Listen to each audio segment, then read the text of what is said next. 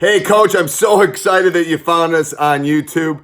I've been coaching for 30 years, put a lot of videos up there for you to use. I hope you're enjoying them. Let me know how I can help you in this great journey. Coach, this guy, he's pretty good. I think he's playing for the Bucks this year. But let me help you. You know, I've been through it. I've won a lot of championships. You can see behind. Run one of the best high school programs in the country. I can help. I've been there. I've coached my son's team, the youth teams. Let me help you through this great journey. Teachhoops.com is the answer. One-on-one calls, office hours, resources, you name it. We got it. We can help you. I have been there. So let me help you through this journey. So go over and check it out. Enjoy the video. Can you hear me? Test, test, test, test, test. Test, test, test, test. Oh. Can you hear me? Hello? Hey, can you hear me? Yes, I can hear you. Can you hear me? Yes, now I can. Awesome.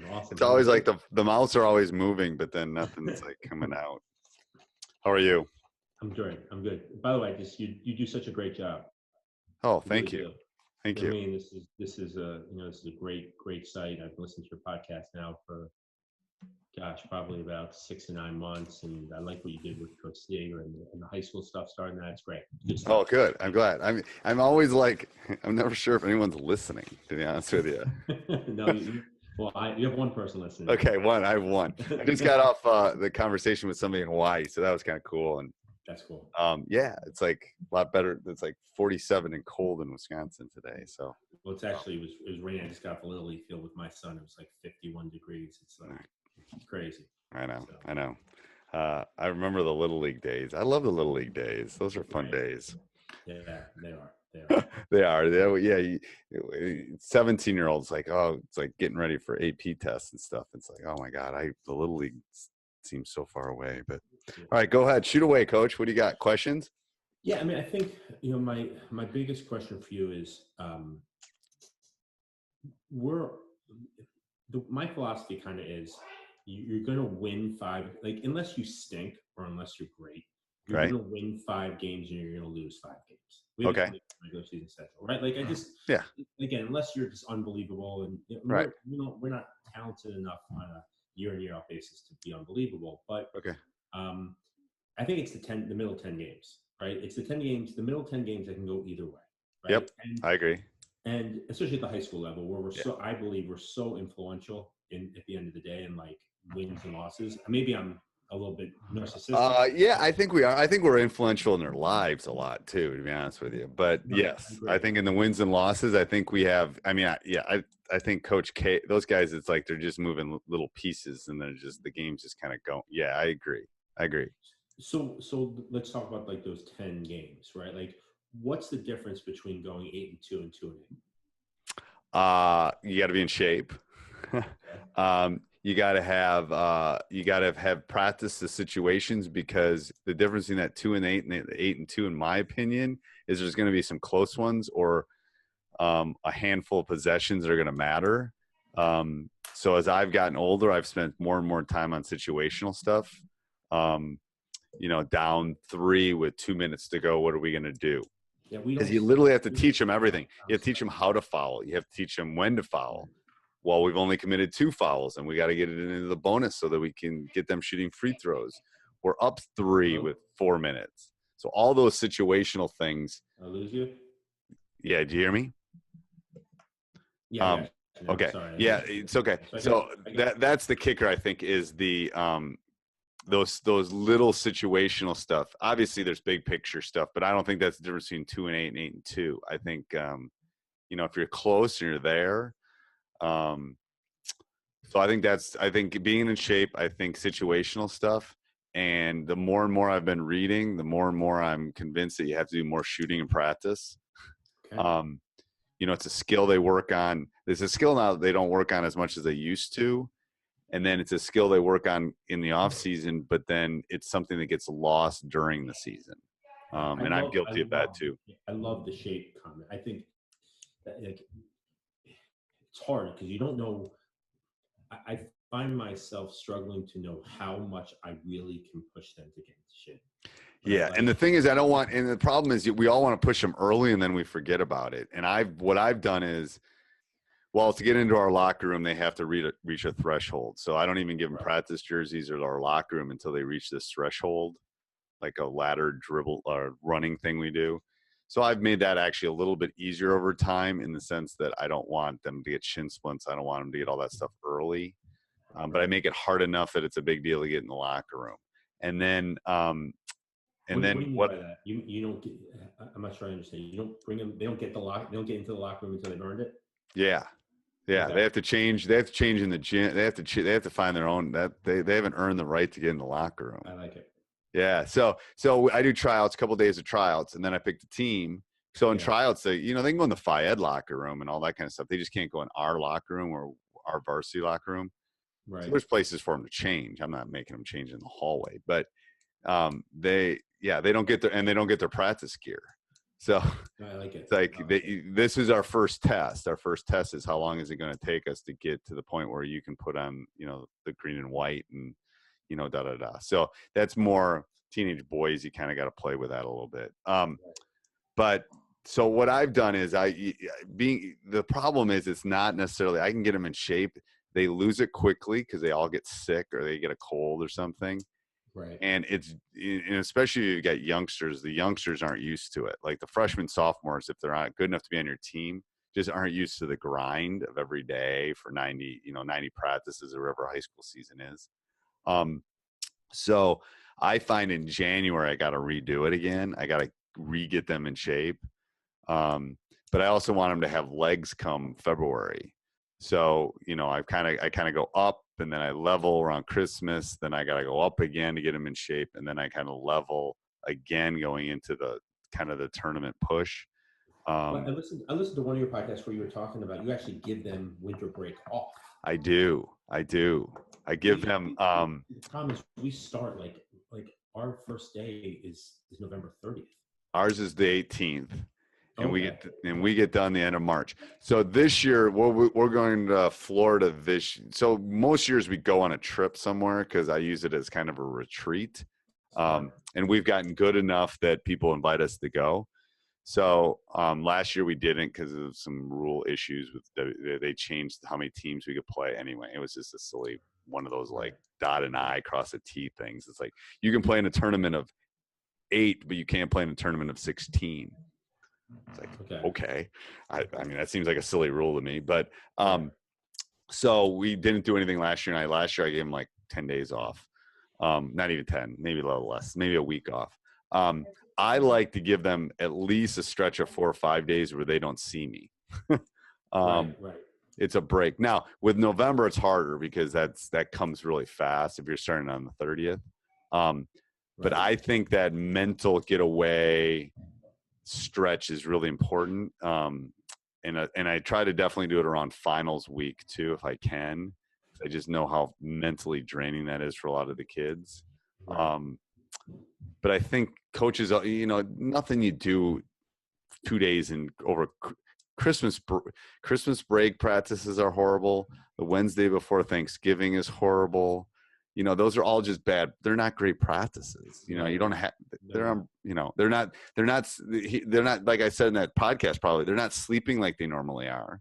They're staying up late, they're out of the routine. It's just, you're not going to get a lot out of it. So during those, when we do them, I try to get a lot of shots up. I try to work on a lot of skill work, individual stuff that maybe gets lost in the shuffle during the season.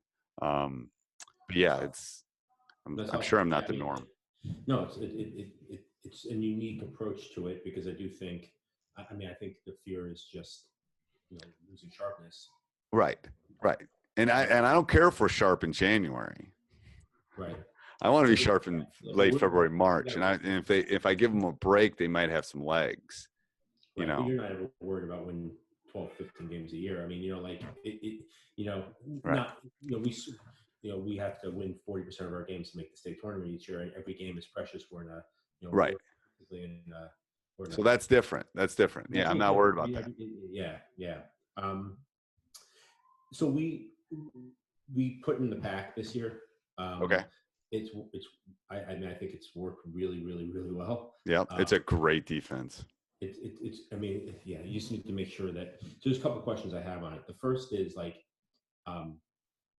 it's challenging to teach the kids to learn the difference between the weak side and the strong side. Now I know it's simple in regards to like, okay, the ball's on one side of the court, right? Because sometimes the ball crosses over. Yep. So I'm trying to, the biggest struggle that we've had, we did a great job not helping off the strong side. Great job this year. Forcing tough, like 8-foot jumpers and, going to the outside, making sure that we do a really good job with challenge twos. The challenge that we have is we're not great on the ball, right? And then we don't load up well enough because we're like chasing the weak side. Yeah, you're reacting rather than yeah. You know what I mean? Like, yeah, we're chasing. So we've talked. So we're really trying to put a big time emphasis on like establishing the strong side and the weak side. Yep. And then really understanding where the weak side, because we help from the weak side. I mean, if we get beat to the outside, you're sitting next to me. Right. Right. It's a great teacher. The bench is a great teacher. Yes. Yeah. But we're struggling with really getting the kids to understand how to load up on the. And how do you teach it right now? Do you do it in small groups? How do we teach it? We don't. I mean, we do a little bit of like 3-on-3 closeout. We do closeouts to right. We do 3-on-3 closeouts, and then we do 4-on-4 shell, and then and it looks great in close. It looks great in closeouts and in shell. Even it always does. And then you go to 5s, and all of a sudden a kid hits 1 or 2 threes, and all of a sudden you're face guarding from the right. And is it they're reacting too slow? Is it they don't know what they're doing? Is it that they're in the wrong spot? I think first of all, I think it's fear of letting their man beat them. Okay. Like just the psychology of like, I'm not going to let my guy. I'm not going to be the cause of the loss. Right. I also. So here's what I've done on defense too: is I've made them call out what they're doing. But they shut up. They talk for like. I mean, that's another question. But like they talk for like the first 15 seconds of the possession or the 8 seconds of the possession, and then they stop, and then they stop, and then we stop the drill, and then we do it again. And then we stop the drill, and we do it again, and then we stop after 8 seconds. I mean, yeah. And do they know they're doing that, or they do not know they're doing that? Yeah, like I'll run when I know that they're not talking, I'll run like a 4-corner passing drill. Right. I'll stop the drill, and I'll just run like a 4-corner passing drill. They have to call each other's name out just so I want to hear a loud check. Do you tape practice? No. No, we don't. Okay. We don't. And I'm an assistant. You don't need an assistant to tape practice. So this is something I've done. Actually, we've gotten to the point now where we have a camera in the gym. It's awesome. We just got last year. So it'll actually tape us. We just got it at the end of the season. It was awesome because I'd come home and just for 30 minutes, I'd go through practice like, oh, that was good. That was bad. So from far away, right? Like ours is mounted up on the wall and it basically follows the ball. So from one end, it stays down there. It's crazy. Okay. Yeah. So I don't even know what it is. It's not the Huddle one. Huddle has one, but it's a different one that our AD got us. But it's great. Right. But anyway, you don't need that. Because before I had that, I would just set up a camera and I would point it. I usually work one side of the court or the other. Right. You're working on D. You're working on half court D, and then you just set it up and you just hit record and you leave it. Because I never do anything in practice that I don't want. I'm not the Rutgers coach. Nothing that I'm going to do in practice is I don't care if anybody ever sees it. I'm just teaching the boys. But what the reason I do it is because then I will go if they're bad at it. And usually I'm taping when I need to show them something, and then I will the next day we'll come in and say, hey, we got 10 minutes, and I'll find the spot and I'll go watch. And I'll make them watch it. I go, what are we doing? And then I throw it back onto them. What aren't we doing? Like, how do you 2 hours or like an hour and 45? Like, I feel like you turn around and you're an hour and 15 minutes into practice. So okay. So you're trying. Absolutely. That means you're having fun too. It's good. Right. But you got to leave it. My theory is if it's going bad, I leave it and I go on to something else. Like if we were doing a drill like that and I'm on them and they're not talking, and I say, stop. Okay, next. And then we move on. It's got to, I mean, they're teenage boys. You can pound them for 20 minutes, but it ain't going to work. Let's go on and do something else. Let's work on out of bounds plays. Right. And then I'm going to find something that's clicking, and we'll work on that and get better. Because otherwise, I'm not going to teach them the wrong. I'm a stats teacher. I'm not going to teach them the wrong way to do a confidence interval. If they keep doing it wrong, there's a point where I'm going to stop, and we're going to come back. I'm going to think about it the next 24 hours about how I can approach it, because I'm obviously not doing something. Because they're trying. It's not like they're not trying. And then we're going to tackle it a different way. So that's where if you're looking up and if you're looking up and you go, oh crud, then something's got to it's got to be more like this in practice. You got to stay. It's like you can't change your golf swing in the middle of the round. Yep. And do you run your clock during practice? We do. Yeah, we do. We don't do it as we do, but we don't do it as religiously as.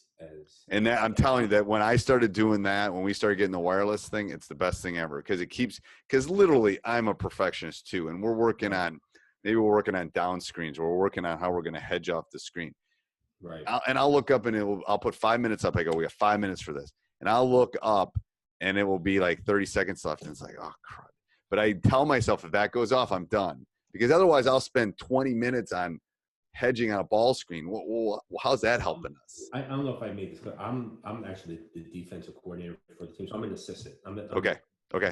There's certain things that I can do, and there's certain. And the clock you could help with. No, I should. It's something that we have to do a much better job with. Yeah, because it will keep everybody more focused. Yeah. Well, I just want, again, I'm sure you probably got to go. It's 5 minutes or so. It's okay. I got a couple minutes. Okay, yeah. So just to give you a background on me, so I work for as a student manager under Steve Fisher. Oh God. Okay. During 5 years, which was a lot. What years? During the Fab Five. So I was a freshman the year that the Fab Five were freshmen. So were you in Minneapolis? Yeah, I was in Minneapolis. That was my first Final Four. Was it? I love that. Yeah, I went. We beat Cincinnati in the first round, and then the Metrodome. And the thing about that game, about the finals of that game, was the best live sporting event I've ever been to, and I was ever in my life, was the game that Duke came that year to Ann Arbor. And Weber missed like a 3 at the buzzer after the freshman, and then so we had such high hopes for that final games against Duke, and then they just tooled us in the second half. But it was I went there and then went to New Orleans next year. Okay. And then so that was my background. So I'm a Big Ten guy too. Okay. This was pretty cool. So yeah, it was very cool.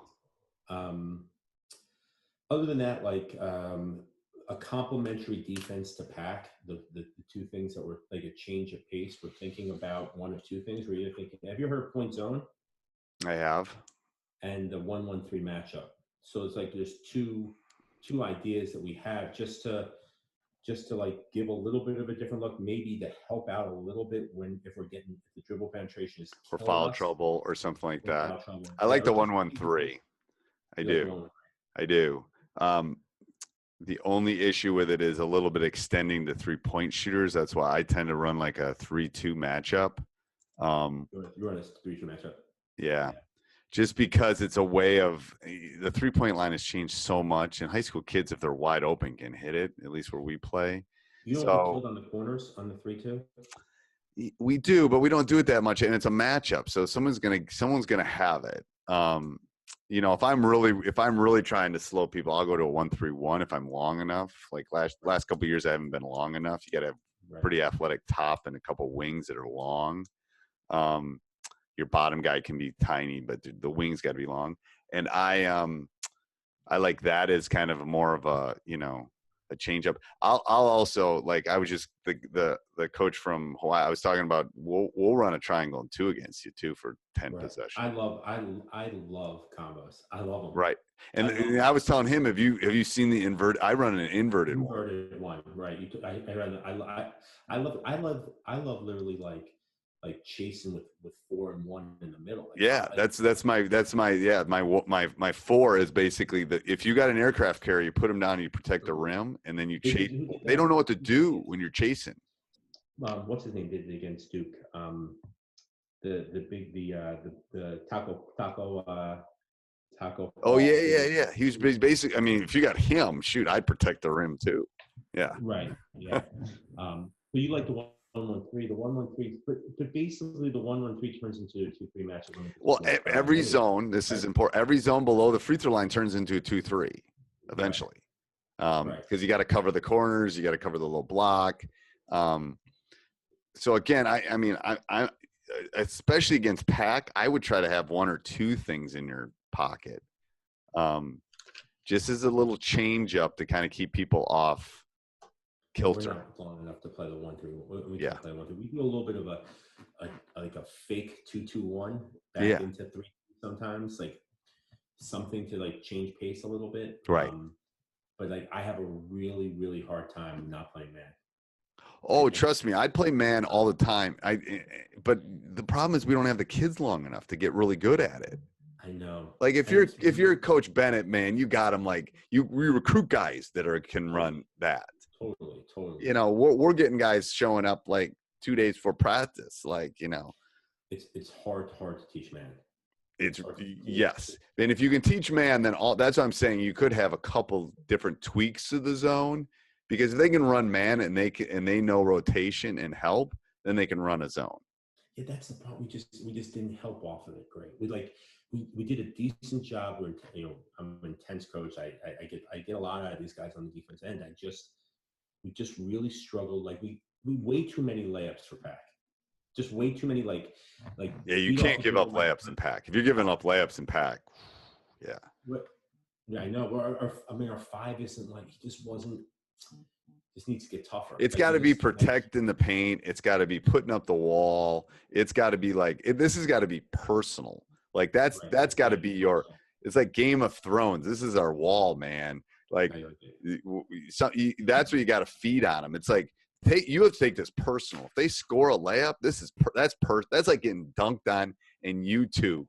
Like seriously, that's what you got to sell it to them.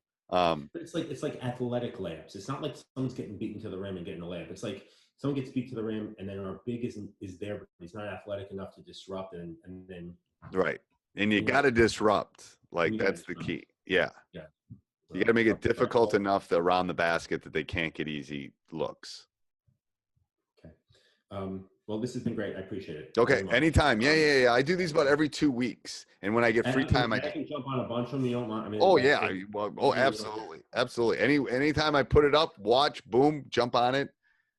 Basically it's when yeah, go ahead. It's when I have basic free time. I'd like, oh shoot, I'm free tonight from you know, my ADHD is not taking over, so I'm free. So I'll put it up. So anytime, yeah, for sure. Just jump in. Appreciate the advice about the 10 in the middle, which I think is very important. I think we're influential, and keep doing what you're doing. Okay. Thank you. Talk to you soon. Bye. Hey, Coach, so glad you enjoyed that video. Not that you found us, you already found us. Let me know how I can help. I've won lots of championships, as you can see, won lots of rings. Let me know how I can help you become a better basketball coach. Teachhoops.com is one small way. Go over and check it out above and below, and let me know how we can serve you to become a better basketball coach. Enjoy.